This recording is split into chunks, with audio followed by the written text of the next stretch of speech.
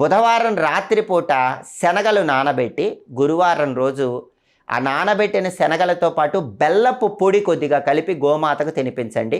ఆ తర్వాత చిన్నపిల్లలకి నువ్వులతో చేసినటువంటి పదార్థాలు పంచిపెట్టండి. ఈ పరిహారం కనీసం 9 గురువారాలు చేస్తే భయంకరమైనటువంటి శత్రుబాధలు తొలగిపోతాయి. శత్రువుల వల్ల మీరు భయపడుతుంటే ఆ భయం నుంచి కూడా బయటపడవచ్చు.